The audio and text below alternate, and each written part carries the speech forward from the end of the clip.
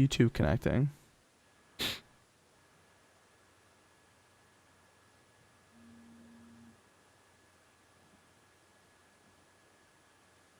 This is very weird.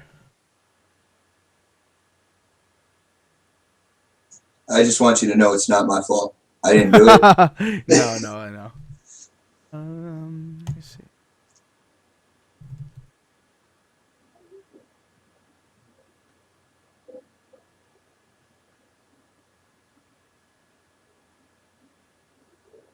Okay, Twitch is live for sure. I don't know about YouTube now. Let me check real quick.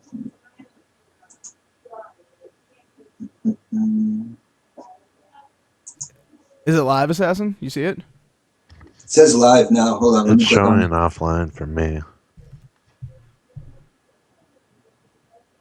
I'm refreshing. Okay.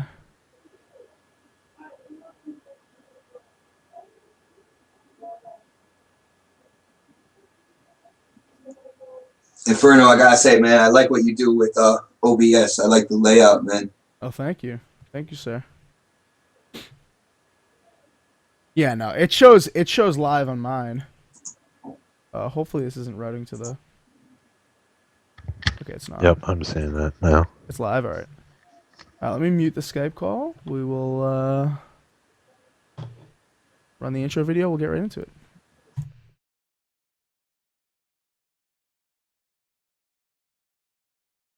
Welcome to the Four Guys with Quarters show. With your hosts Inferno, Assassin, and Clowns.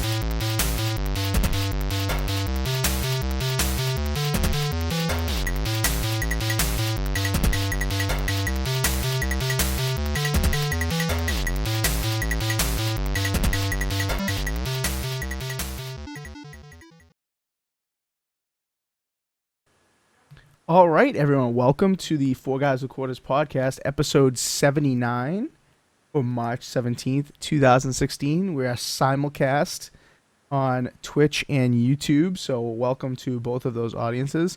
And also welcome if you are watching or listening to the show after its air date, Thursday, the 17th of March at 7 p.m. if you're listening afterwards.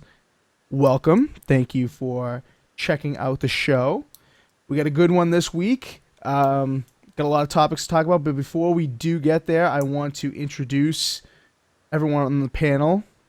We've got making his 79th straight appearance, ZBCI Assassin. Hello. Filling in as our fourth guy this week, we have an awesome YouTuber. Check out his channel, youtube.com/xbot448. I believe will do it. If not, just go to YouTube. Search Xbox 448 or Xbot 448. I keep doing that.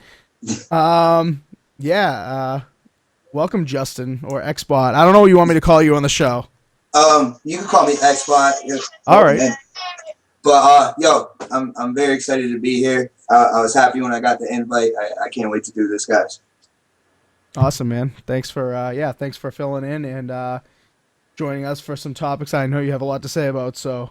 We'll get to it, but before we do, introduce Italian Clowns. What's up, man? Hey, what's going on? So we got a few things to talk about this week. We've got what do we got? We got PlayStation VR finally getting dated, also getting priced. We have some stuff about maybe some cross-platform gameplay potentially in the future. We'll see how that goes. Some Gears 4 details and some other stuff. We got Division final thoughts. I think that's where we'll begin, since we've talked about Division a lot, and now we finally have the game. 2 of the 4 people on this panel have reached the ultimate achievement of level 30, completing pretty much everything in the game other than Dark Zone. So I think we'll start with Division. It's been out for a couple weeks. Everyone's playing it. So let's get some final thoughts first from our guest, Xbot, and then we'll go to the 2 guys that have completed the game. So Xbot, what do you think of the Division? I know you got an awesome YouTube video detailing your thoughts, but go ahead and recap them, if you will, for the show tonight. Basically with me, I think the game's great. I can't wait to see the DLC down the line. Me and my wife, we did get the gold edition, so we have the season pass. I know there's a lot of gameplay, for me to still do. I'm only a level 12, and that's just because I get thoroughly immersed in the city. I go down like every little alleyway. I just check out the environment and kind of like the desperation that New York City is in this game. They did an awesome job with the amount of detail, but with all the content that's in the game now and the future DLC, I try to tell people this game is $100. I try to tell them not to get the $60 retail version, but to go for that extra 100 if you could, because I think that DLC is fully going to flesh out the game. But I'm having a blast.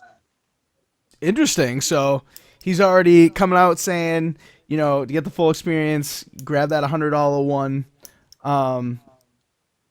You guys agree with that, Assassin or Clowns? For sure. I mean, the game is a lot of fun. I mean, there's a lot of repetitive nonsense, obviously, but I mean, I can't wait to see what they do with the DLC and the free DLC that they're going to put out. Yeah, so there's free and paid DLC. People think of DLC, they're like, oh no, it's, you got to pay a lot of money, you got to pay a big season pass, but games in this generation have done, a good job of releasing some free stuff that's actually worthwhile. Like Plants vs. Zombies Garden Warfare, all the DLC is free. Shout out to Halo EA. 5.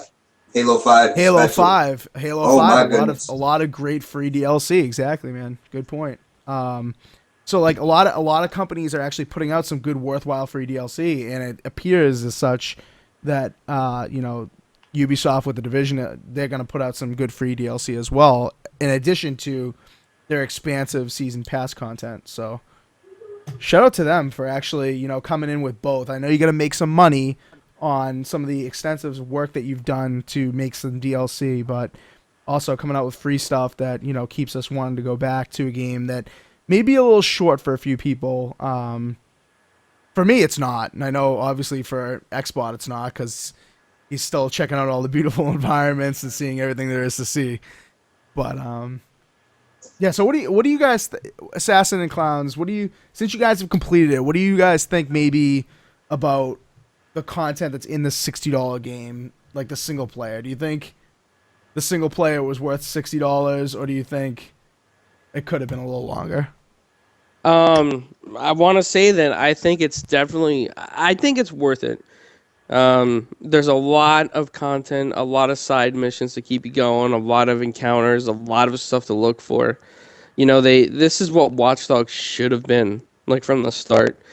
The only thing I will say that I think that they could have improved upon is the way that the story fluctuates. I think it just moves way too fast, and you don't really get to know, each enemy faction the way that you should. Especially if you're a government agent, a sleeper cell, you should know your enemies really well. Mm-hmm. And you just jump from enemy to enemy, kind of. That's the only thing that's the downfall to this. Assassin, I think I heard you say some similar sentiments about that. Do you agree? Yeah. Oh, yeah. Like, I'm not going to spoil anything, but it seems like, reach the cleaners, which they're awesome. They got flamethrowers and stuff, and then, one little detail. Oh, next mission, you'll never see them again. Mm-hmm. Gone. Bye. Adios. I mean, that kind of was a little hidden spoiler, but it's all right. Well, whatever.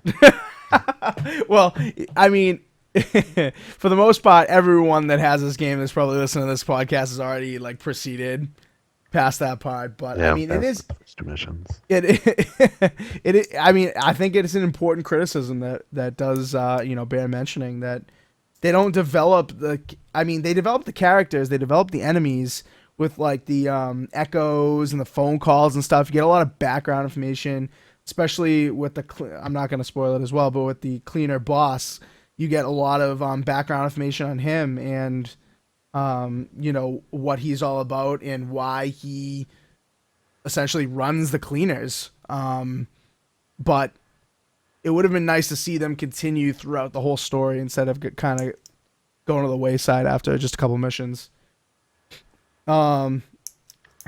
Thoughts on this X-Bot? Have you gotten far enough in the game to kind of notice this or no?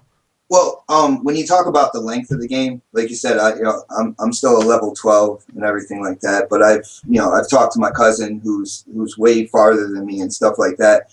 When it comes to the length of the game, I think they it's good enough to me, and it's for the fact that with these types of games, a lot of people like to make like specialized agents. You can have more than one agent, so you have one agent and you build them up to be the healer. Another one that's more like the kind of like Berserker, the guy that's in front of everybody, taking all the bullets, with his shield and stuff like that. I look at it as a co-op game. I look at it as a game that I want to play with 3 of my friends or 3 of my family. I don't really see it as a single player experience for me. Like when I do go in by myself, it's just mostly like little side missions and going to get the cell phones and stuff like that. But when it comes to the big missions, I don't do it without 3 other people that I can have fun with. So I think it's kind of on purpose. And with that, if it is a little bit shorter in some people's minds, I think it's still acceptable to me because I'm going to have different specialized agents going in with my friends, with my family, trying to work out what we're doing together and working as a team. So. Yeah, and that's a good point, and I think we'll get a little bit more into that, like single player versus co-op, in just a second. But I think it's a good point you make that maybe it's easy to forgive them for making it not as long as people expected because of what you just said. Like sometimes you're waiting to progress through the story for your friends to all be online at the same time, so it'll take some people longer. Some people have all their friends online at the same time all the time. They'll go on, and those same people are online. It's seemingly 24/7. They can just jump right in and blam right through the story in less than a couple days. But it sounds like what you're saying too, Xbot, is that like you're waiting for those main story missions for your friends and family to come online, and therefore it kind of like extends the game out a little bit longer than it actually really is. Yeah. So I think that's a good point. I think that's a good like forgivable point for them. Even though I'm with you, man, I don't think it's too short. But I know these guys may have other opinions on the main storyline, how short it is. Yeah, I've seen some people talking about it, and they said that it felt a little short to them. But then I was like, well, if you have a bunch of different agents specialized for different things, and you kind of get immersed in what each agent's supposed to do, it's got a lot of replayability. So and I'm going to build upon what you just said because I've talked to a couple other people that are level 30. I mean, people that play more than me in Assassin, like our friend Wes and those guys. And what they've been doing at this point at level 30, they've been going to the DZ farming it, and they've been stashing the items, and then they create their second characters, like their tanks and their other characters, and they power level those guys in between 5 to 6 hours and have all the weapons. See, that's the thing I hate about these types of games. It's one of the things I hated about Destiny. I know Destiny you couldn't really like share weapons too much, you know what I mean? And the same thing kind of in this game. But at the same time, like putting stuff in a stash, power leveling, and then, like having all those weapons. It's one of the things that I know will never go away in these games, but I hate it at the same time. Like, do you guys think that's like you talk about like Wes and stuff doing that, but do you think that's like a problem overall? You feel like you're seeing way more people at the higher levels than you think you would at this point, like in the Dark Zone and stuff? Yeah, absolutely. Because it's only been out for not even a couple weeks. I feel like a lot of people that that I see sometimes streaming or whatever, they're already almost at 50 in the Dark Zone. I'm like, how are you doing this? I feel like a lot of power leveling is definitely going on. Well, it's easy to rank up in the Dark Zone. I mean, if you just follow Clowns and I, we just run boss, and I'm 41 basically. So you're at 41, but you play it quite often. Just when we have a group. The only problem Assassin runs into is boredom. When he gets bored, he's like, "Oh, I can't do this," and then he signs off. And I sign off, and then like an hour later, I'm like, I gotta play Division. Right. See, I'm not sure if the power leveling would really, like, other people's power leveling would really affect me too much, because I do believe they section off the dark zone according to ranks. Yeah. So I'm not seeing like that crazy high rank come around the corner try to take my life just so they can add a little bit to themselves. As long as I have friends that will play with me with the level I'm in, I'm happy. If people, they spent money on this game, they spent their own money. If they enjoy power leveling and stuff like that, I mean, they're getting their enjoyment out of their purchase. It doesn't really affect me too much. So I don't really, look at it as a negative. If that's what you enjoy doing, I have no problem with that. It's just not going to really affect my game too much. Yeah, Xbot, that's a good point that I wasn't even thinking of, actually, about the separation of the dark zone.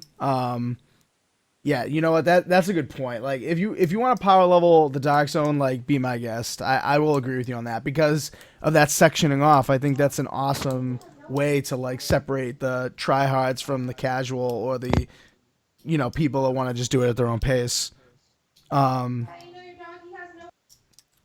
Assassin's mommy's talking. Shut up.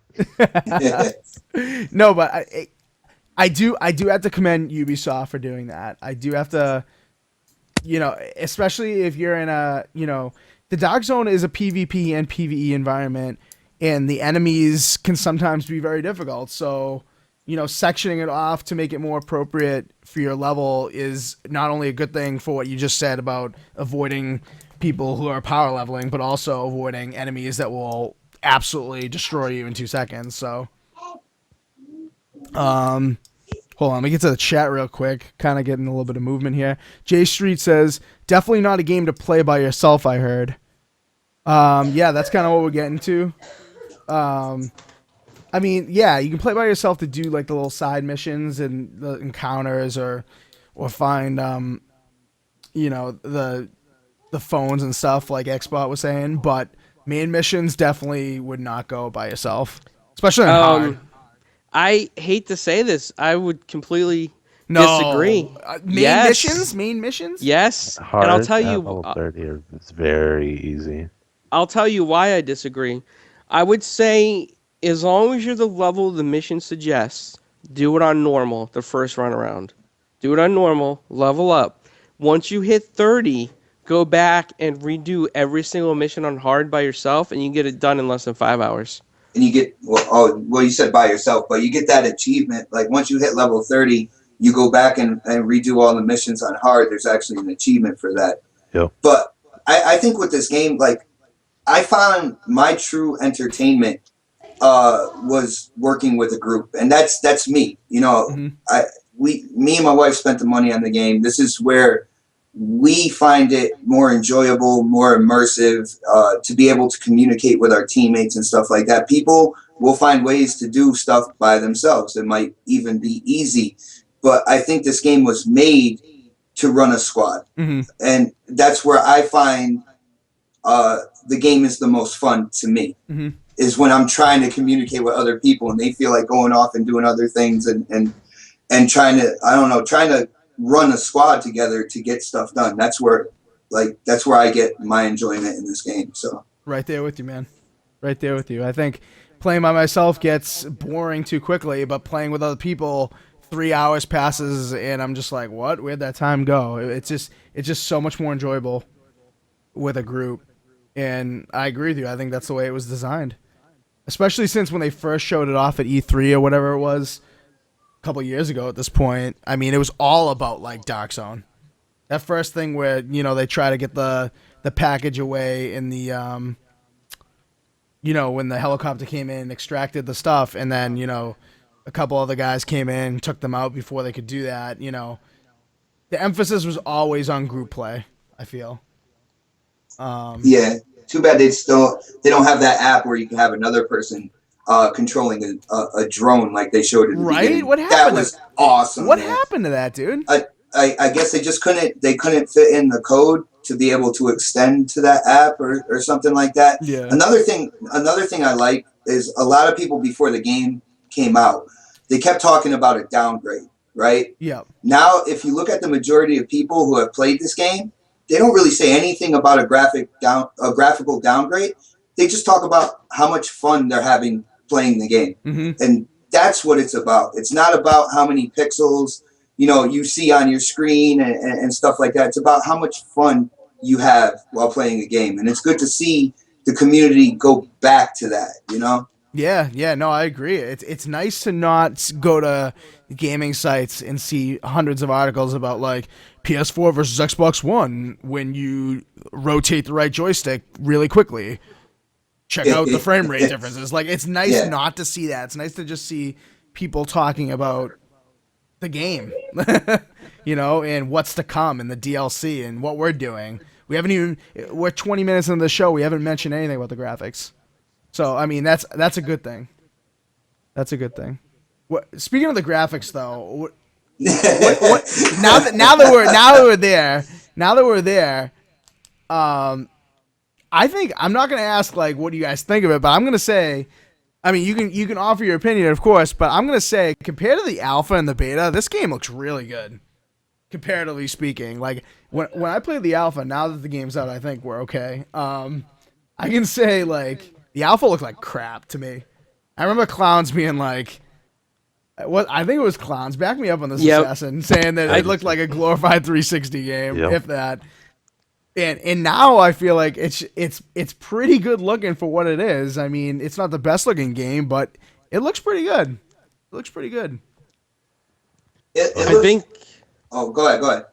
I think what they did with the background environment, like how they enhanced the details and everything since the alpha, it makes a huge difference for this game because this game is about the environment and engrossing you in the feeling of like a post-apocalyptic viral outbreak. I mean, it's really badass with it. It's good. Assassin, what were we gonna say? I just love the dark zone, the higher 32 enemy area because it's like all apocalyptic and broken down. It looks so nice, especially at night with a blizzard. Yeah, the changing weather conditions and times, the dark and light cycles, definitely a nice touch in this game too. Very well done. Xbox, what were you gonna say about the graphics? Well, to me, the graphics are good enough for the overall immersion. All right, I put graphics in their rightful place on that ladder. As long as they add into the immersion of the game, then it's cool with me. Like the reflections on the water and stuff like that are kind of things that catch my eye. But the design and the detail of the city is what really gets me. I turn a corner and I see like a dead JTF hanging from his feet, a rope from the fireplace, from the fire escape. They're saying, we want revenge, like, and the background is like the American flag and it's spray painted over. Like it's the immersion of the game and the graphics, like as long as they add to that, which they do, I think it's a beautiful looking game. Yeah, it's nice to have a game where the graphics and the environments pretty much 100% fit the tone of the game. You play some games now and it's just like the voice acting or like some of the environments don't fit the tone, and like you'll have a dark game and the voice acting will be too peppy or something like that. You see that? And it'll take you right out of your like immersive experience to it. Exactly. A lot of Japanese games it happens with, like Final Fantasy games or like sometimes with like Resident Evil games. Like they're way too cheery for the zombies coming at you with viral infections. Like, come on. But this game does a good job with it. This game does a very good job. OMG, it's James Play in the chat says, I like the game, but it seems to me like a game I would only play for every now and again, and for an hour or two. See, I don't know. I can't agree with you on that. When I play this, I'm playing for a long time. I'm playing for a real long time. I do not get very easily bored with this. But then again, I'm playing it on hard. I'm playing the missions on hard from the get-go, which I guess according to everybody here but me, you should not do. You should play for normal first. But, I mean, playing on hard, it's a real challenge. Some of these missions can take 45 minutes, and it's very glorifying at the end when you get awesome gear. Well, if you like the challenge, we gotta group up, go to the high dark zone area, or play the challenge mode, because everyone's 32 and yellow. Wow. When I get there, I'll be there with you, man. I just got to get there. And you're I'm like just gonna- guaranteed a high end. Right. Hey, right. Inferno, the offer of the power level is on the table. Yeah, it's there. The power leveling. Oh my Uh-oh. god. Unbelievable. All right. Anything else? Anything else about Division? You guys have anything else to say about it? I just want to touch on the part that Xbot mentioned was in the dark zone. He doesn't see people coming around the corner and killing them like level 30s. And I do think now that I'm level 30, it's a great idea they did separate people for that reason, that the strong don't pick on the lower levels. Because that would be completely unfair and make you want to trash the game a little bit. Right. The only thing I disagree with is that when you're 30 and everybody else is 30, a lot of people don't even attack you. There's like not a lot of fun when it comes to the thrill of the chase and like surviving in the dark zone. We've seen groups of 6 like work together, like complete randoms, and you'd expect like in the beta everybody was like killing each other, going rogue. It doesn't happen. You might get 1 or 2 psychos out there that'll go rogue, and that's about it. But I mean, even when one rogue attacked assassin, we had randoms picking him up, and we had 2 randoms chasing the rogue. Like, it was unbelievable. Why is that, you think? I think everyone wants the loot. I mean, it's hard to get high end loot. I mean, we've been farming like most of the day, and we got nothing. Right. Well, that's good because in the beta, I remember going into the dark zone, and there was a few times I went into the dark zone, and I was met by a line of people with their guns already pointed at me. As soon as I walked into the door, they just lit me up as soon as I went in there. I haven't spent any time in the dark zone really. I've been doing the missions and stuff like that outside of the dark zone. So it's good. It's kind of good to hear that they're not lining up in front of the door just waiting for random people. Well, yeah, and it's more of a challenge. They added like a ton more enemies compared to the beta. So I mean, you got us shooting you, and then you got Joe Montana, whatever, main boss behind you with his bunch of little yellow guys shooting you too. And then down the road there's some cleaners, and down the road there's some rioters. See, and I like that fact that they added a lot more of the AIs. The only thing I hate about the AIs in the dark zone is when you're extracting something and then out of nowhere, like they just absolutely rush the extraction zone. Like you're waiting for an extraction. Well, at least this is my experience. You'll sit there and like there'll be a rush of AIs to the extraction zone. And you're just like, what the hell? You're already dealing with people that may gank you, take your stuff, and then now like all these AIs are rushing you. Like Jesus, man. Well, they don't want to make it too easy. Yeah, but you don't want to make it too hard either. Well, usually like in the 32 area, they don't spawn yellow guys. They'll spawn purple guys instead. Yeah, okay. That's true. And then, purple can be taken out fairly easily, especially if you're at the highest level, especially, or use like water or incendiary rounds or whatever. So, all right, I'll give you that. Anything else before we move on to everyone's favorite topic? Assassin's favorite topic. We're gonna move on to. Uh-oh.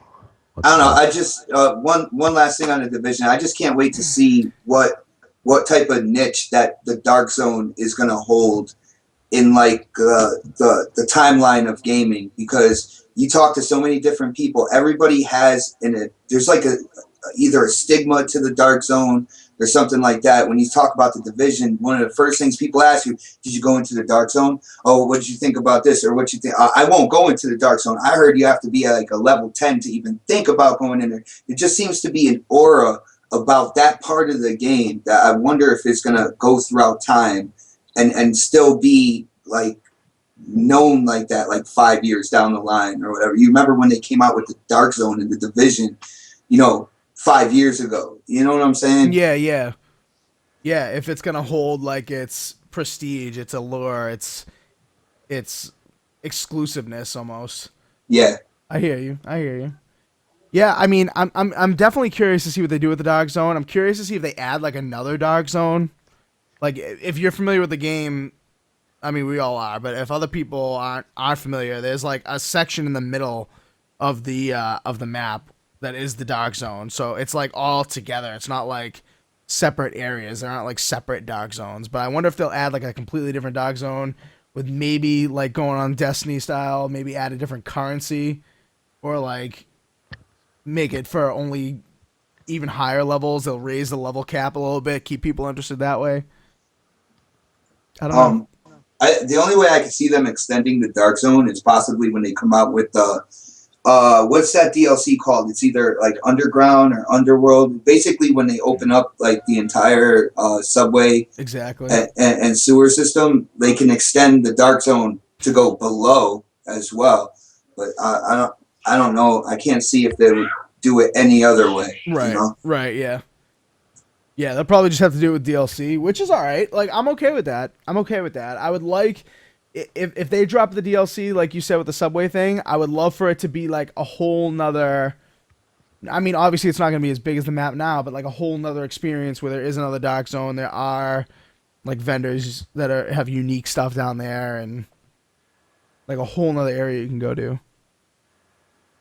I'm excited about the DLC. Like I'm really regretting not getting that $100 pack like you suggested. I should have just gotten it, man. I should have say you didn't it. watch my video before time, man. No, I got it too. I got it way earlier. Oh man. All right. Well, if you don't have the game, definitely check it out. We've got our thoughts. I'm sure we'll have more in the coming weeks, months when they release DLC and stuff. So keep it here. Keep it to Xbox 448 channel. I'm sure he'll make some more videos about Division. Yeah. Am I right, Xbot? Yeah, definitely. It's funny because the past before the Division came out, I was doing a lot of like Halo gameplay. I'm like almost 900 hours into Halo 5. Whoa! I have a Spartan rank of like 123 right now, and that game had me hooked. And the Division was that game to kind of pull me away from Halo for a little bit, you know? So I'm definitely going to have more Division gameplay and stuff like that in my videos. Excellent, yeah. So, I mean, it's just a great game for YouTubers, for Twitch streamers, for gamers alike. I think it's just great across the board. I'm so shocked that it's been getting some bad reviews from people like IGN and stuff. IGN gave it a 6 point what? What was it? Assassin, help me out. Like a 6.7? 6.7? Come on, it's better than that. All right, we shall move on to Assassin's favorite topic. PlayStation VR got officially dated and priced.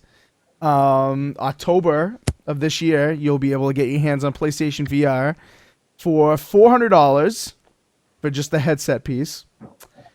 But then you need the accessories, the mandatory accessories. You need the PlayStation camera, which hopefully they drop in price. It's like $50-$60, right? Yeah, it's like $50-$60 right now. I think MSRP it's like 60 now. But hopefully they like drop it to 40 when this thing comes out, because if you need it, like it's a tough pill to swallow for me. In my opinion, that you're gonna have to pay $400 and then another $60 if you don't already have it, and then you got to do the PlayStation Move stuff. Like you could use your controller. I was gonna say, do you have to have the move sticks, or can you use the controller? I think both. I mean, from what I heard, you could still use the controller as well. So I've been seeing a lot of stuff about how much money you're gonna have to put down for the PlayStation VR. How the $400 is just for the headset, but it needs the camera to run. And then, they talk about the move sticks. But from what I've seen so far, I believe you can still use the DualShock to play your game. You don't necessarily need the move sticks. Sony will want you to buy the move sticks, definitely. But I don't think you necessarily need them. Okay, all right. So we'll take that price out of the equation. So forget the move sticks, forget that $60 for 2 or whatever it is. You bet your ass though, like you guys have alluded to, they will advertise it with the move sticks, so they get rid of some of that backlog of inventory. I'm sure they're just holding on to. So what do we think? Are we excited for some VR? I know J Street in the chat says it's irrelevant, but guys in the panel, are we excited for some PlayStation virtual reality, some 120 hertz, 5.7-inch screen or whatever it is, some Star Wars Battlefront getting a PlayStation specific add-on for virtual reality. What do we think about this? Are we excited, Assassin? Assassin actually said he was thinking about purchasing it. I Yeah, heard that like too.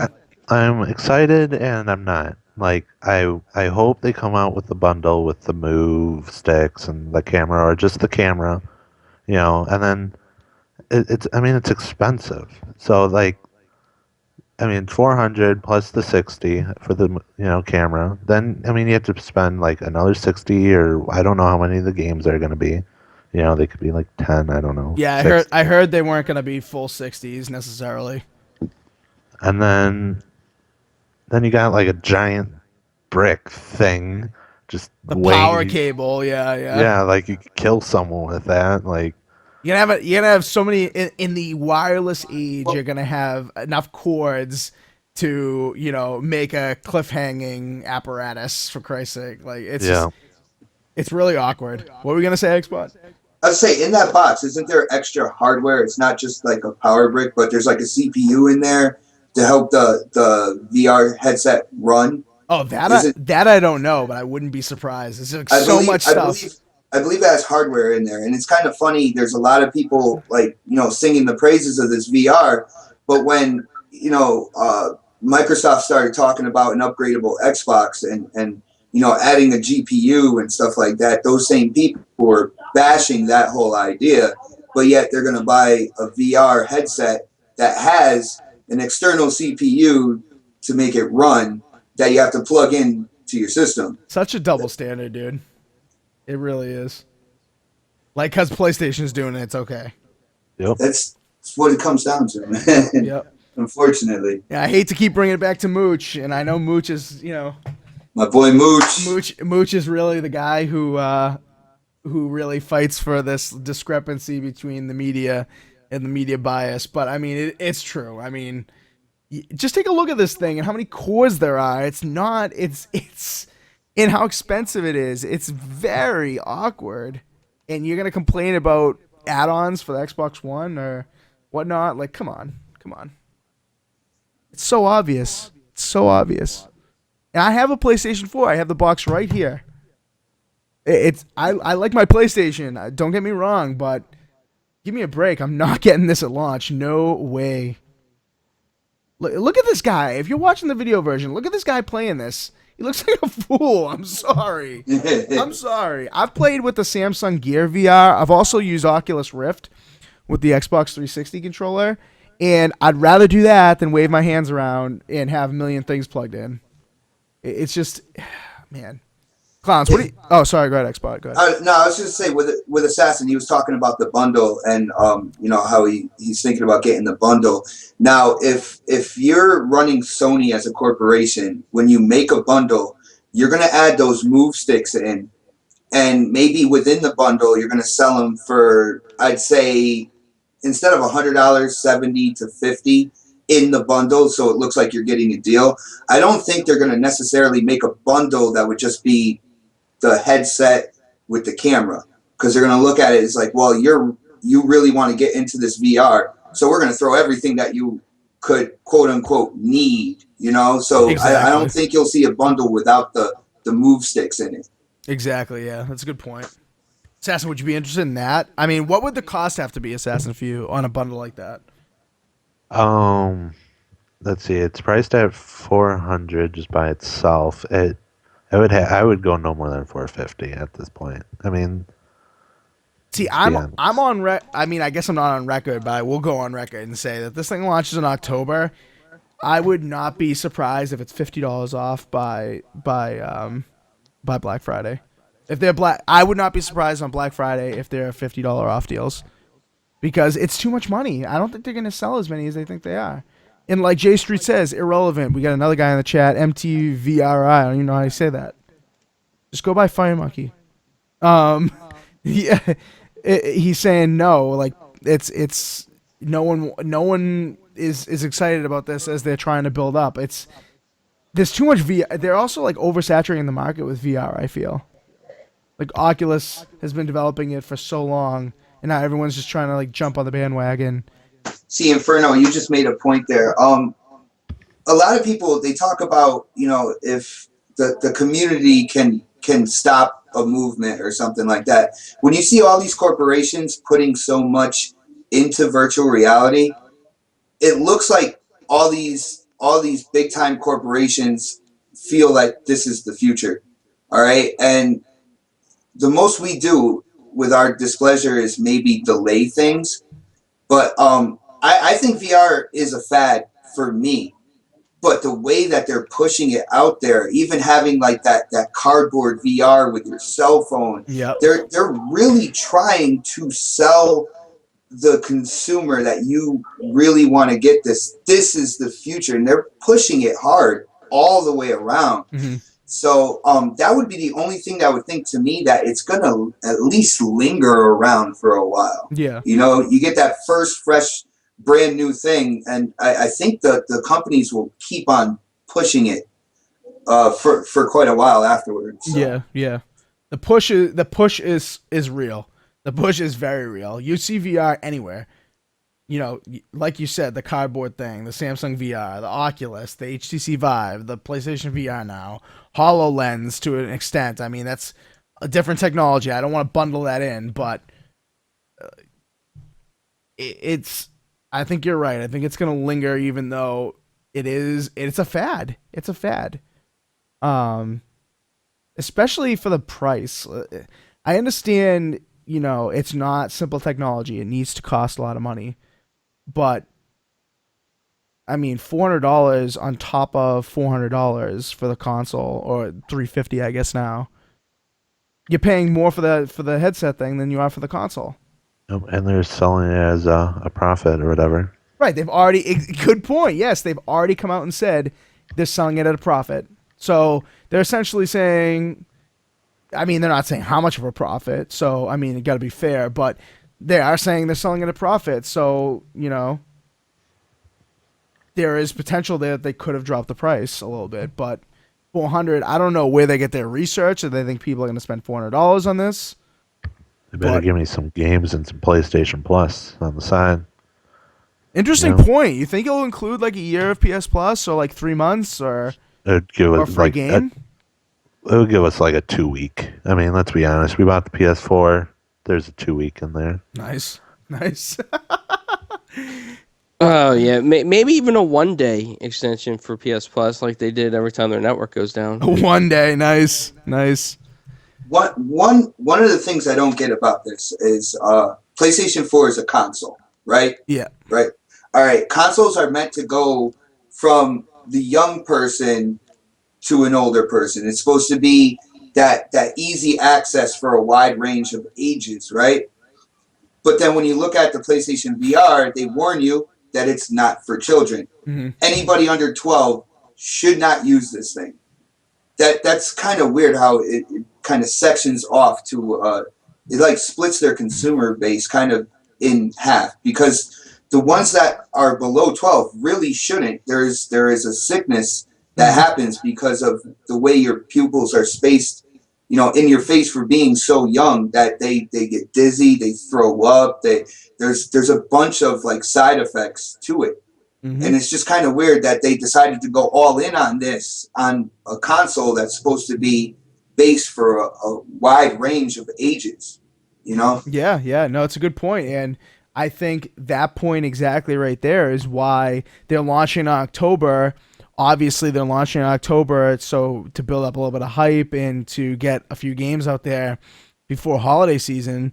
And I think what you just said, plus the price, is going to make this a holiday dud. I don't think it's going to be as successful, at least in this holiday, as they think it's going to be. And, you know, say what you want about, you know, video gaming's for adults too. I mean, we're all adults here, but kids make up a huge market, and kids may ask, you know, Mom, I want PlayStation VR, I want PSVR.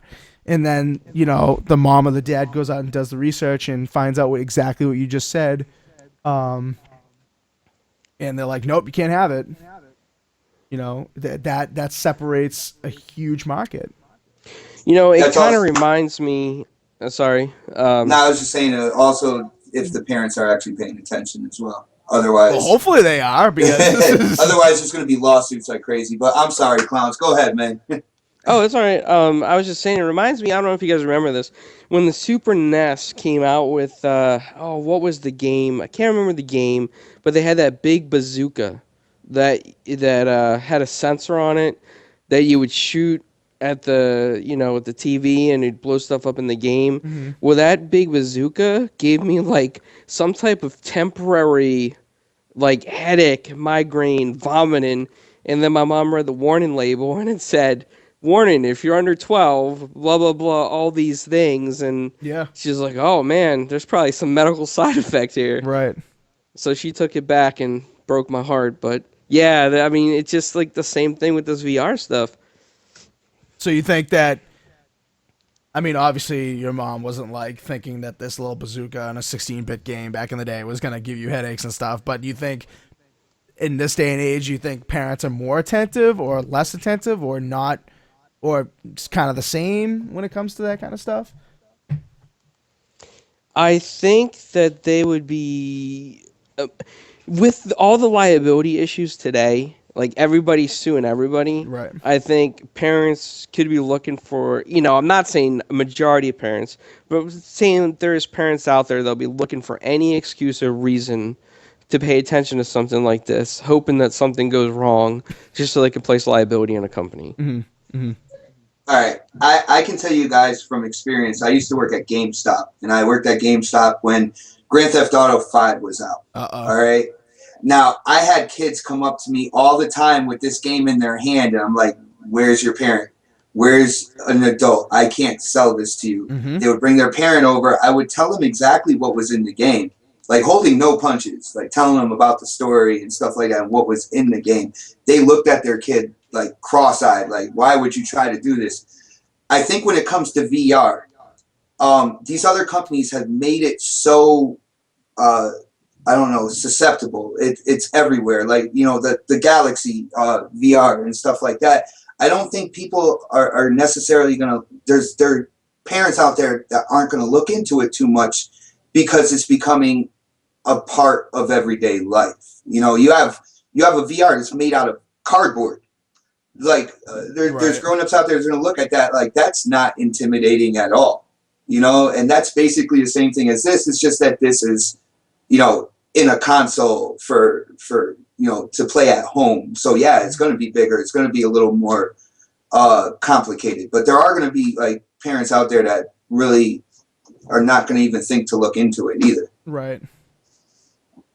Good point. But, yeah. No, it's a good point. Like, and I think that point about you working at GameStop was a good one because. I think parents are going to be more shocked at like violent games than they are about this, because this is just like another peripheral. Even even like the 3DS, like the 3DS, you don't put it so close to your face, and the 3D technology is different, and it's 3D. It's not virtual reality. But there's warnings on the 3DS that's like, don't let your kids under like 7 or whatever it is play on a 3DS or it could screw up their eye development. But parents don't necessarily like give that a second thought because it's a Nintendo product and their kids. Yeah, just like Virtual Boy that made me vomit. Yeah, right. So yeah, maybe violence parents are more attentive, but stuff like this, I think you guys are right on. They're probably not going to check into it as much as they should, and then they're going to return stuff like Clowns' mom back in the day. In the chat, OMG, it's James Play says, don't know if this is only UK Sony, but they always give 30 days PlayStation Plus and 2 free games if the network is down. Yeah, that's only you, big guy. Not just you, actually. Nobody else. That may be just you. Yeah, because that does not happen in the US. Definitely not. J Street thinks that games like walking into haunted houses or something like that would be fun on VR.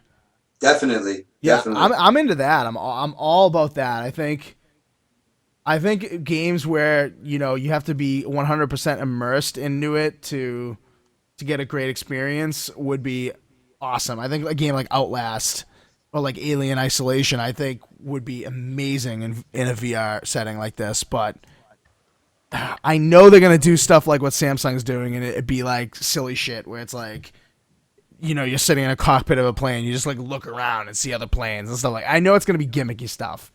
It's not gonna be like extremely unique experiences like we're talking about. Well, they're supposed to be making an Until Dawn VR game thing, if that helps. Okay, yeah, so that would be one case where it would be amazing, but like the Battlefront thing, right? Like, what is that going to be like in what's that going to be like? Like that's not like an experience that you like. I would say like, oh, I need VR. Like, obviously, I don't know what it is, but like, I feel like there's some games that you'd be like, oh yeah, I need VR for that to be awesome. Or like, if you ever see like a 3D movie versus like the regular movie, some movies you're like, oh wow, in 3D that was amazing, and then I watched it in regular and it was terrible. I feel like the same thing about VR. Like some games you're just gonna be like, oh, in VR this was just absolutely amazing. Whereas some of the stuff Samsung's doing, it's just like sitting in a plane shooting at stuff. You're just like looking around, like pressing on the side of the thing. Let's just say, hey guys, if you don't mind me saying something real quick, when it comes to the VR, I know a lot of people they're cheering like the whole PlayStation VR thing. There's a lot of like fanboys out there, and one of the things they're saying is how the X1 and Microsoft doesn't have a VR headset and stuff like that. I just wanted to be able to put out there, live that you guys do remember the Oculus is Windows 10 devices compatible, and I believe they already announced that your X1 will be able to stream to the Oculus. So another thing I was thinking of is with the universal Windows platform that makes games scalable. It could go down to mobile. It can go up to console. It can go even higher to PC. They can eventually make games that will scale even up higher to virtual reality as well. Right. It's just that Microsoft isn't footing the bill on the hardware. You see what I'm saying? I think it was a very intelligent move by them because it's the hardcore guys that like really look at VR and it's like, yo, we're going to take it to the next level. Those are the people that are going to buy the Oculus. Yep. And those are the people that are going to be able to enjoy possibly scalable universal, Windows platform games that will scale up to virtual reality. So I just wanted to throw that out there because there's a lot of people saying, well, the X1 doesn't have anything like this. I believe Microsoft did a really smart thing with creating kind of like a partnership with Oculus and being able to do that to see if VR will take off the way these other companies think it will. Yeah, exactly. And, if you can't beat them, join them. Yeah, and Oculus has been developing it for so long. It's obviously going to be the top dog. And also, like you said, not footing the bill. Microsoft footed the bill for Kinect, and look where that got them.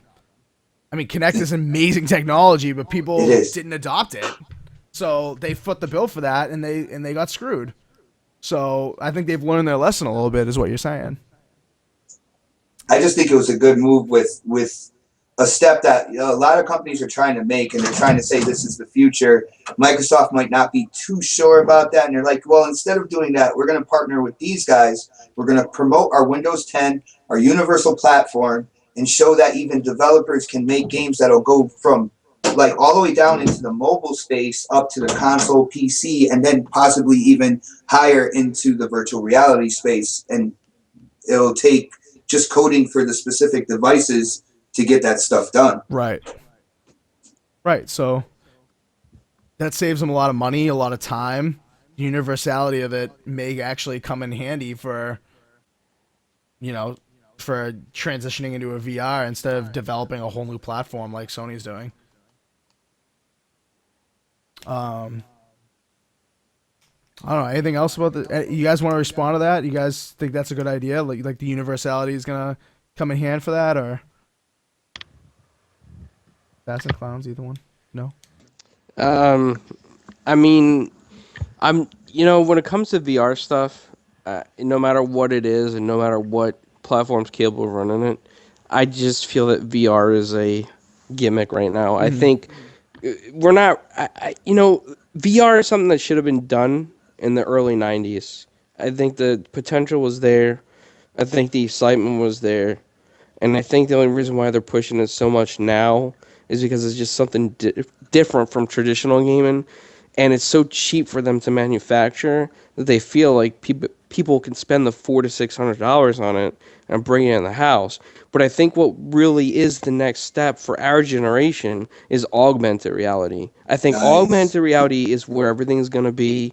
I think it's not just usable for home use, gaming. I mean, it's everything. Companies could use it, and that's where it's going to catch on. VR is a dead fish out of water already. It's been dead. It should have been dead. It should have been buried and had its own funeral, and we should just move on to augmented reality. Mm-hmm. I completely agree with Clowns, man. That was absolutely brilliant right there. The HoloLens, everyone's blown away by the HoloLens. Everyone absolutely is blown away. But then you hear about the sticker price, and you're like, hold up. Like, we're complaining about $400. We've had some people on the show who have some insider information saying, HoloLens is going to be in the $1,000 plus range. So, Well, see, with the HoloLens, that makes sense though, because it's a computer. It's an entire computer. It has its own special.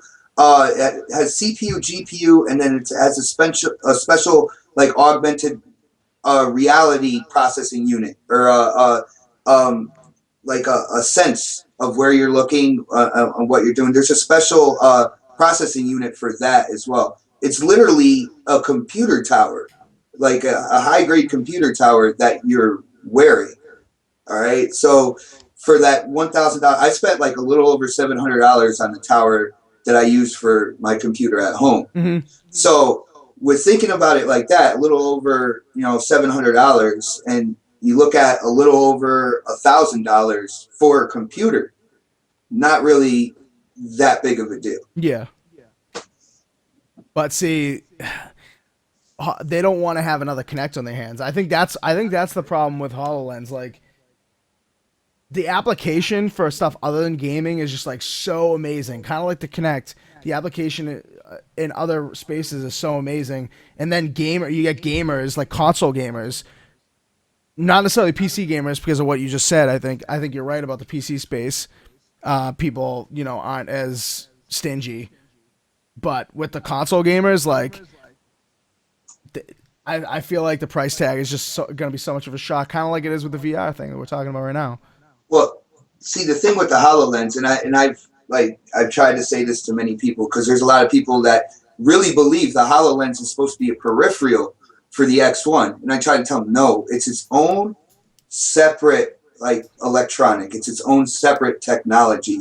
You run full computer operating systems on that, and it's going to be catered for augmented reality. Mm-hmm. So you're going to be able to run full computer programs, because that's what it is. It's a full computer that just happens to be compatible with the X1. Right. So if people are going to buy it as a peripheral, that's kind of crazy.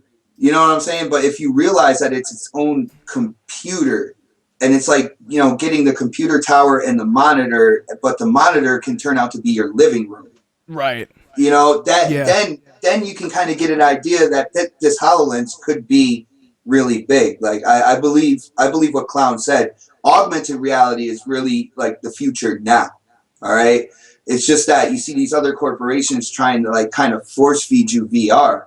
And he made a good point. It's because it's cheap to manufacture for them. So it's cheap. They're going to try to create this buzz about it and try to get as much money as they can from it. Makes absolute business sense. Mm-hmm. But I do believe what Clown said, that augmented reality is actually the future. Yeah.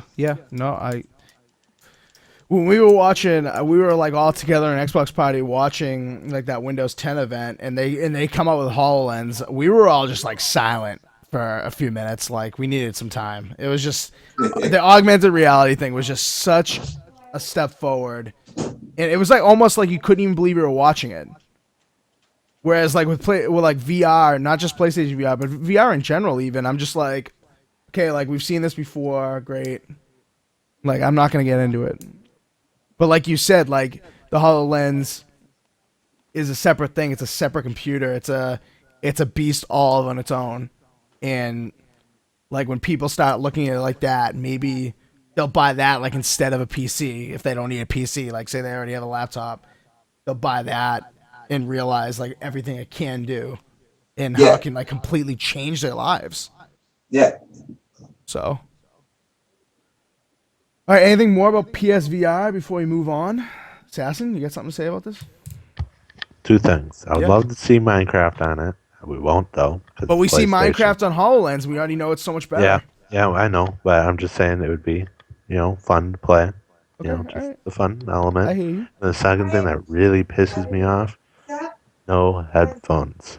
Yeah, you gotta put your own buds in. I think it comes with Oh buds. wow, I did not know that. Yeah, I think it comes with a pair of buds. Yeah, you gotta put your own headphones on. As far as Minecraft, I know Minecraft. They made a VR Minecraft for the Oculus. Yeah, it is. And they're at least. I don't know if it's gonna come out manufactured. I think they're gonna come out to sell the game. Microsoft would be more than open. I mean, because they'll make money. Yeah. So I don't see it as like a no chance in hell or whatever. It'd be whether or not like Sony says, yeah, we'll take that on. Yeah, definitely. So I mean, I think Sony would be stupid not to, even though it's a Microsoft product now. I think they'd be stupid not to. It's just so damn popular. Yeah. And yeah, before we move on off of this, J Street did make a good point in the chat. How heavy is that damn thing gonna be on your head? Like, how long are you gonna be able to play with like this huge VR headset? It doesn't look very ergonomic like the HoloLens does. It looks like you're literally having a screen like hanging off the front of your face. It looks like it's very far away from your head too. I need some strings attached to the ceiling to hold it up. Hold it up. Yeah, no, it definitely looks front heavy. Yeah. Something I always try to tell people about VR in terms of like trying to calm them down or whatever is like a lot of people are going to really love VR and they're going to, bring it in their house and they're going to play it. The first time their younger brother comes into the room, realizes that you're not looking at them and he gives you a straight shot right in the nuggets. No more VR after that. Yes. There's going to be a lot of pranking going on. Watch out, YouTube. There's going to be a lot of VR pranking going on once this stuff gets really mainstream. Oh, man. Yeah, J Street says you're not having a 3-hour gaming session with that damn thing. Yeah, you're definitely not. There was an article in Kotaku. I think it was Kotaku, maybe Gizmodo. I mean, they're the same. They're kind of like under the same auspices. But one of those sites had a guy who played 10 straight 30-minute demos on Oculus, and he literally like wanted to peck his eyeballs out after. Like, it's a good read. Go check it out. It was front page earlier today. I'm not sure if it will be on Kotaku now, but he played 30 minutes each. So he played for 5 hours essentially straight. He took a little bit of a break, but for 5 hours, and he wanted to lose his eyeballs after. So yeah, you're definitely not going, and that's with Oculus, not even with this PSVR. So. All right, so off of that, next topic, cross-platform gaming. We didn't really talk about this yet. Okay, first of all, do we think this is going to happen? Microsoft is allowing it. They're opening up their network, their Xbox Live, in order to get PC and PS4 to all join up and play, on the same servers against each other. They're looking at Rocket League. Maybe they'll be the first game to actually do this. For all three, PC, PS4, Xbox One. Do we think this is actually going to happen? Let's just start there. No. I mean, look at Sony. They're not going to. Come on. Boba Yet in the chat says no way, only ever with PC. So we know PS4 and PC, has cross-platform for a few things like Street Fighter V, like Rocket League already. Xbox One, obviously, with the universal platform that we've been talking about, the Xbot mentioned earlier. There are quite a few games that are going to feature cross-play, cross-save, cross-buy, all that. So the thing is between the competitors, right? Like the competing consoles playing against each other. It's only something we've seen in our dreams before. But is it only in our dreams now? Is it actually going to happen? Assassin says no. What do other guys think? Clowns? When it comes to cross-platform play, I think Microsoft knows they can do it because they have the PC market. They have, they have the install base in the PC market. They have their fans on Xbox One. So it's kind of like, in a way, it's almost like an insult to Sony. It's like, hey, look at us. We're the maybe the smaller guys on the block when it comes to like how many consoles sold, but we're the bigger install base and we can do this. So now, what's your response going to be? Mm-hmm. They're kind of throwing it out there, I feel in a way, almost like politely antagonizing Sony because all the PC fans are going to be for it. And there are PC fans that are PS4 fans. I mean, there are cross fans between every platform, and it's just going to be like, Sony, well, when are you going to do it? When are you going to do it? Right. I think Microsoft coming out and doing this first. I think you're right. I think it's a shot. I think it's a veiled shot. It may not even be veiled. I think it may be out in the open. Like, we're opening it up. We're willing to do what's best for all gamers, including competitors. So now what are you going to do? So, I mean, the ball's now in Sony's court. So, See, and that's what I like about it is Microsoft came out and said that they were opening up live and have the ability to go crossplay between PC, but then not only that, quote unquote, other consoles. And basically, all that's needed now is for Sony to say, yeah, we could do this. It's up to the developers, and that's another thing I like when it comes to Microsoft. They left it up to the developers. So now, it's up to the people who made the game. People put their blood, sweat, and tears into creating something for people, and they want to show that we are ready to help you get the biggest fan base, biggest consumer base, biggest base of gamers playing your game by opening up live and having it, the cross-play available to even the PS4. And this situation is finally flip-flop. Now Microsoft is saying, hey, we're ready to do this. Now all the pressure is on Sony. And Sony is, quote unquote, for the gamers. right. So if they say no to this, all right, they better have a really, in some fanboy groups, they don't really need a big excuse to say no to this. I mean, just look at EA Access. They said no to EA Access, even though they're for the gamers. Right. And it was like, yeah, that's not a good deal for us. No, we don't need that over here. EA Access is awesome. All right. Yeah. Oh, yeah. Yeah. We're on record. We were not for it initially, but they have improved that system and have impressed with the games that they have put out on it and made it a valuable asset. So. And they're putting out some 360 games. Right. So they're making that a valuable thing, and I think Sony's regretting it. But continue, Xbot. What were you saying? But so now, it's basically up to Sony. They said they're for the gamers. I know gamers want this. Dude, this is stuff that I know growing up, as soon as there was online play with the Xbox, the 360, we always talked about playing against the people on the other console. Oh, yeah. All right? Yeah. Now, Sony might have, some doubts about this, especially if they opened up Xbox Live. And if the other consoles if they're using Microsoft servers, it'll show the difference between the networks.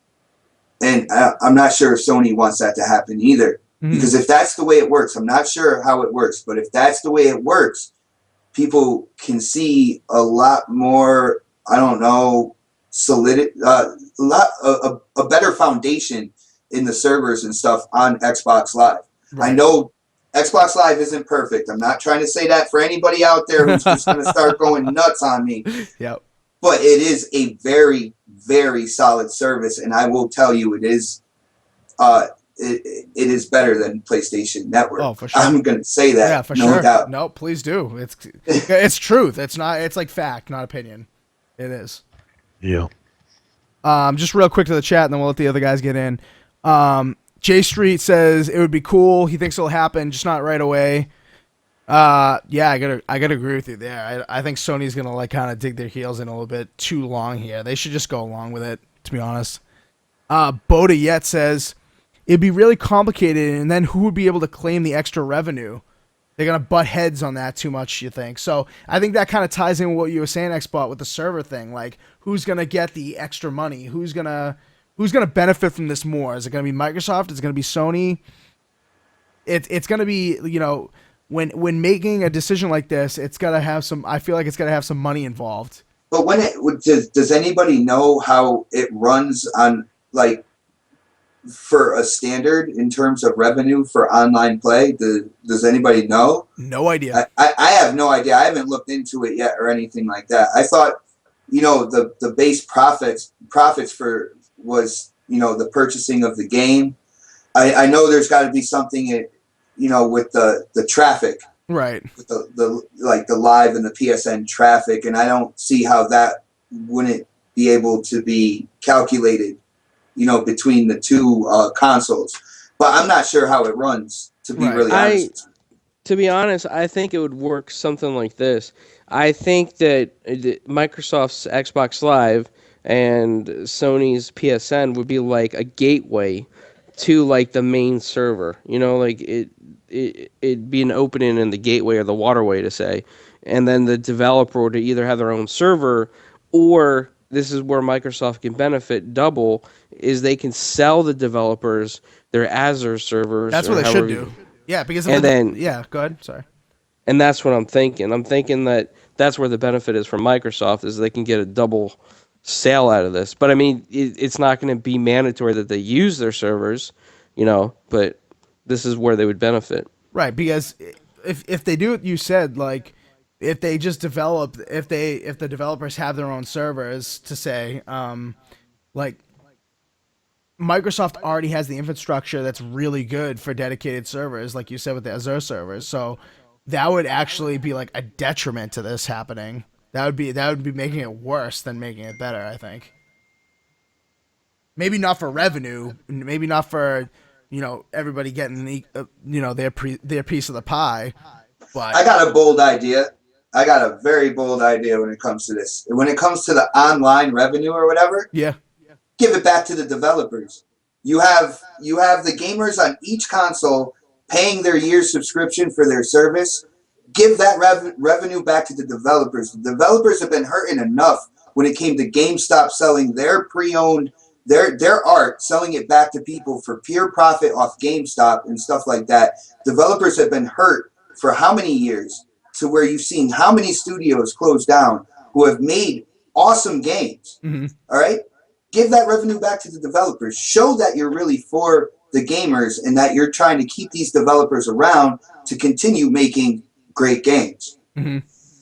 And then I think the online components of like a lot of these indie games, you see a lot of indie games that are only single player.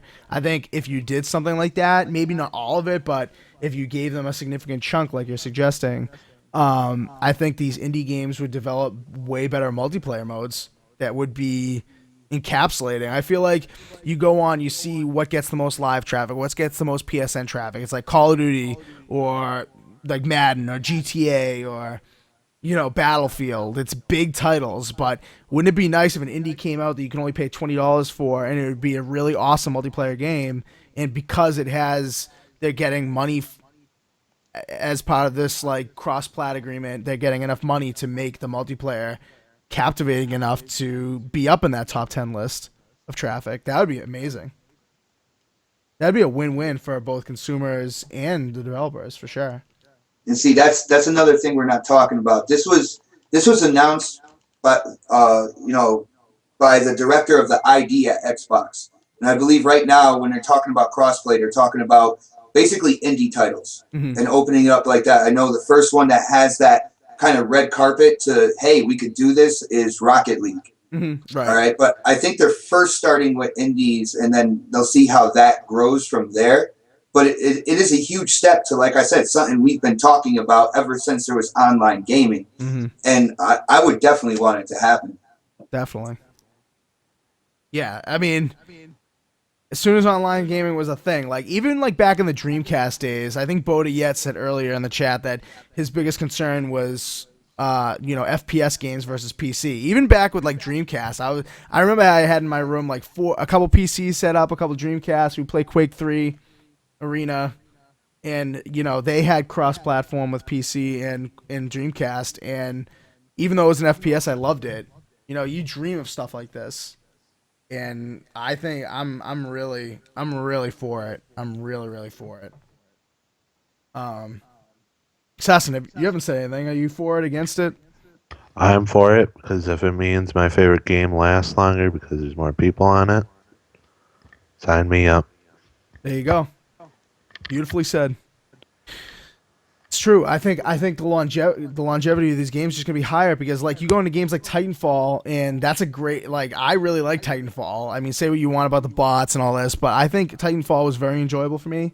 But I think you go on there now, and they've had so many discounts on it just to try to get the player base up. And now if you had like a cross platform, combining of the player bases, you're gonna get those games to last a lot longer. Can you imagine Titanfall 2? Like, I believe they already said multi-plat. Can you imagine if it's cross-play between the consoles? That would be amazing. Oh my god, you'd have like consistently like 200,000 people on at once, easily finding matches, getting some good games going. That would be amazing, dude. That would be amazing. Yeah, so, and then In-Game Instinct says in the chat, great news that they can reach a fair agreement. Yeah, I mean, that's what it's all about. It's about the agreement, and it's going to come down to money a lot too, I think. But hopefully they can't come to an agreement. I don't think this is going to hurt their sale, like one company's sales over another console-wise. I think it's going to just make console gaming much more viable in general. Did the stream crash? No, it didn't crash. I hope not. No, it didn't. No, I still have a green light. Cool. Anything else about this before we move on to a last topic real quick before we get out of here? All right. Cross-platform is done. We're not going to get too much into the Gears stuff because we took a long time on the other topics. Not a big deal, though, because, I mean, the conversation was really good. I had some stuff about some Gears new enemies and stuff, but we'll just say there are new enemies. They've been detailed by Game Informer. Not 100%. There's still some enemies out there that haven't been revealed. But there's new weapons, all new characters, a totally new dark story and tone to the series that make it almost like a horror action game, a thriller action game than the game kind of became with like Judgment and Gears 3. It wasn't really as much of a thrill as it was, and much of a horror game as the first Gears. So they're kind of like going back to that and expanding on it. So in my opinion, that's where it's at. I'm excited about a darker theme and darker environments. I don't know where you guys stand on that, but I definitely like what I'm seeing from Gears so far. Hold on. J Street says, already have it pre-ordered. Bobiette says, just going to admit it, never liked Gears of War. I think Clowns is right there with you. I don't think Clowns ever liked Gears of War either. He's got to play like Gears of War 2 or 3. I feel like those were more better than the first one. Here's what I'm going to say about Gears. I'm not going to diss Gears because I know it's a big franchise for Microsoft. Like, it's huge for Xbox fans. And every Xbox fan deserves a game that they love. And so I can't trash it. But what I can say is that I dislike many things about it. I dislike the way the characters move, the way they roll, the way they fight. It's just not for me. And I feel like that they try to make them look muscular, but they actually made them fat and bulky in the character design, the way they roll. I mean, but don't get me wrong. I haven't played through the story, so I don't know how great the story is, and I think that's what a lot of people love about Gears. Xbot? Yeah, it's funny. A lot of stuff Clown said I agree with. I respect Gears as a franchise, and it's funny, man. I'm really cool with Iron Wolf, so every time I hear Gears, this is the first guy I think of. So I'm just gonna shout out to Iron Wolf real quick, man. But I played the first Gears. I didn't really get into the other ones, like 2, 3, or anything like that. I've definitely been a Halo guy, you know, since the original Xbox. But I will say that this Gears 4, you know me, I'm about immersion. I'm about getting caught in the center of the game and the story and feeling like I'm there. It looks like they are doing an awesome job over there at the Coalition. I am actually pumped for this game. I understand exactly what Clowns is saying, and that was, you know, some of the things that kind of pulled me away from Gears was kind of like, you know, the movement. He said about them trying to look muscular, but they just kind of look top heavy to me and stuff like. And I think they actually went back and saw that and kind of changed it up a little. Because if you look at you know, Marcus Phoenix's son, he's a little more trimmed up top. Then you have a girl with him that actually looks like a girl. You know what I'm saying? Not like Anya or whatever from the series. Who looks like a bodybuilder, you know? Yeah, and it just looks like they toned it down. They made it more realistic. They still have, I believe they still have the essence of Gears in that. All right, you can look at what they showed at E3 last year. That little thing that they kind of put together. And you can say Gears. You know, but just the immersion, the way the wind was blowing through everything, just the darkness, and I like how they said it was going to all happen in one day, a full 26-hour period. I'm interested in this game, and I haven't really been on the Gears like train with everybody else, so that should tell you something right there. Yeah, no, I agree with you. I think a lot of people are like coming back to the series after being let down with Judgment, especially, and you know, Gears 3 to a point. Even though I loved Gears 3, the series took a departure from the immersion, from the darkness, from, you know, from the dread and the horror or the thriller that the game was. And I think all the stuff we're seeing right now is bringing people back to the series. Even like the new enemies we've been showing in the slideshow. Like, we're not going to get into detail on them, but I mean, they look like really like mean, menacing, swarming. They're called the Swarm now. They look like new, scary enemies that you don't want to encounter. You don't want to, like, the Wretches were kind of like that in the first years but they kind of got old. But now, like, some of these enemies are kind of like evolved Wretch kind of enemies that will scare the living crap out of you, and that's what I kind of like about the game, from what I'm seeing. J Street's shocked you don't like it, Clowns. Yeah, I'm sorry, man. I can't get into it. Like, Gears 1, 2, and 3, when I played them, I thought Judgment was better than all of them. Wow. And to be honest, I played maybe 15 minutes in. I was like, oh man, I can't get into this. Each one, I was like, oh, because I want the achievements, you know. Yep. Sasson, what do you think about what you've seen from the next Gears? I think it's a nice restart of the franchise. Like, it's not just another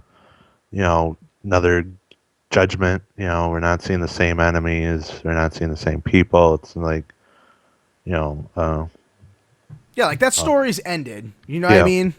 Like, don't bring it on and on and on and right. on and on. Right. And that's kind of like what people are feeling. Like, they were feeling it's just been dragged on. It's just reskinning and whatever. And now we're getting new enemies. We're getting new weapons that look badass. Go check out Game Informer. They have a huge spread about it on their site and in their mag about the new gears, about the new weapons and stuff. It's just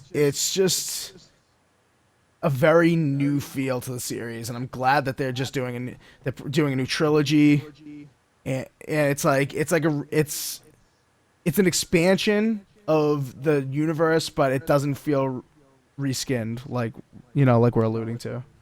I can't wait to get my hands on this game and actually play it, because it already, like, it looks like a beautiful beautiful game. Like, you have the skybox looks incredible. The buildings look incredible. The entire atmosphere. Now, if the gameplay can be solid, it can really feel responsive, then you know what type of development team that Coalition is up there. Because if you remember, they were Black Tusk. Yep. Never had a game come out as a Black Tusk game, you know. And then, you know, Microsoft gave them the Gears franchise and said, here, take this over. All right, so their new IP that they were doing was just kind of dropped to the side. Yep. So we haven't seen anything that these guys can really do yet until we saw that, like, Gears 4. I think they did the Ultimate, the Gears 1 Ultimate as well. Yeah, but they did. Yep. you can't really get into a remake of a previous game. You can't. They're not like spreading their wings. They're not going crazy and being inventive in their own storyline, you know? Right. So now it's going to be really awesome to see what this team that Microsoft has kind of held them close, like under their wing. Like, this is one of our babies right here. And now, you know, this is the year that we get to see exactly what they can do. And it's looking good right now. It's looking real good. It's looking very, very good. And they had a little pot of Judgment, but they weren't able to do the whole thing with Judgment. They weren't able to just take it on and make it their own. They kind of just like had to continue, you know, what they did it's just kind of like the cuffs off. You know what I'm saying? Yeah, everything, exactly. Just you bring that story forward the way you want to. And then they had Ferguson leading the way there. Right.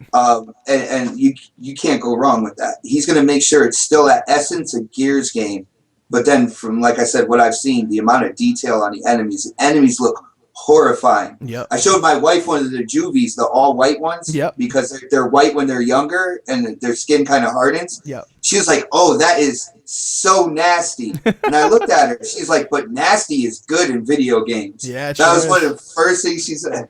I was like, "Yo, this looks like this can be something real special." Oh yeah, I'm really excited. I'm excited to get my hands on that Gears multiplayer beta. I heard it's going to be open. It's going to be open on the 23rd as well, right? The 25th. Yeah. 25th. So from the 25th to the 1st. If you've got Xbox Live Gold, it's going to be an open beta. You get early access from the April 18th to the 24th if you play Gears of War Ultimate Edition. So get out there and play it, like rent it and play it or something. Like if you don't own it, rent it and play it. I suggest you get it if you can, especially if you can find a deal, because me and Assassin played through it. It's gorgeous and it's reliving Gears 1 all over again. For some people, they haven't played Gears 1, so it's still a great game. But yeah, get that early access on the 18th. Rent it or something. You just gotta play it, right? I'm pretty sure that's all you have to do, Assassin, right? Yep. Yeah. Play it. All right, because I heard them say, play it, and I was like, huh? Do I have to play it? Do I have to own it? Right. So I don't know. So you just gotta play it. I don't even know if you have to play it for a really long time. I think you just have to have it on your Xbox Live record that you've played it. So we shall see. I'm excited. I'm really pumped. April 18th can't come soon enough. April 5th, April 18th. April is going to be a big gaming month for Xbox. So yeah, that's my Gears spiel. Anybody else have anything about Gears before we get out of here? Dustin, you know you love Gears. Yep, Gears is fun. Are you getting it? I don't know. There's a lot of things coming out in fall I want to get. I know. I'm definitely getting it though. It's on my list. It's on my top list. Other than that, I think that's the end of the show. I know we went a little long today. Assassin, you get something? There's one thing. Yeah. Today, if you're a preview member, later tonight, Halo Wars is backwards compatible, just for the preview members. Awesome. So yeah. Oh, nice. Yeah. So get on that Halo Wars. I know Assassin's a huge fan of Halo Wars. Oh yeah. Halo Wars 2 comes out this year, right? Oh yeah. So that's at the top of your list. I know it is. Better watch out, PC players. That's right. Assassin's coming for you. So yeah. Other than that, I think we're done. Xbot, thank you, man, for coming by. Why don't you tell everybody again where they can find you and check out more of your stuff? Definitely, man. Yeah, it's a pleasure doing this. I had a blast, guys. you guys are really awesome. It was good to be able to talk to all three of you guys and such. Thanks, man. Yeah, I have a YouTube channel, Xbot448. For people who do follow me, they know I'm on what I call my road to my first 1,000 subs. I was letting people know that I'm doing a giveaway for when I hit my 1,000 subs, and I figured this would be a great spot to let people know exactly what I'm giving away. Oh, okay. I've spent a lot of time with the Elite controller. I have the Elite bundle. Absolutely love this controller, and I feel that other people should experience it as well. So for my 1,000 subs giveaway, I am giving away an Elite controller. So definitely, go check out my channel, Xbot448. Definitely hit that sub button, so this way you'll be in the running to receive an Elite controller. Wow. Yeah, That's a sick giveaway, bro. Dude, I love this thing, man. Yeah, it's amazing. It is amazing. Yeah. My brother has one. It's a very, very good controller. Yeah, so definitely get over there. He's really close too. He's like right around 900. Last time I checked, you were like right around 900, right? I'm like more like 870 or so, Okay. but it's so close now, man. I swear I can taste it. It's one of my personal milestones. Yeah, man, and I'm really excited. So get over there, sub up to Xbot, and get yourself into that giveaway. I'm sure more details will follow on how to get in exactly. So, yeah. Thanks Xbot again for being on the show, filling in for us. I'm sure we'll have you on again. It was great. Nice, anytime, guys. I'll do this anytime. Awesome, man. And you can find us on Facebook and Twitter, of course. Twitter, 4GwQPodcast. On Facebook, we're just facebook.com/4guyswithquarters. Find us on YouTube as well, youtube.com/4guyswithquarters to get the back episodes if you haven't watched them, or if you miss a show, just catch up with it on our YouTube channel. You can also check out our website for articles, some news stuff, back episodes as well, 4guyswithquarters.com. And also, of course, on Twitch, 4guyswithquarters is our user on there, so twitch.tv/4guyswithquarters if you're not watching live right now. Also find us on iTunes. We're on Spreaker.com, TuneIn. We're also on iTunes News. What's that called? Apple News? I keep forgetting what it's called. I think it's Apple News. Yeah, so Apple News. Check us out on there. Just search 4 Guys with Quarters.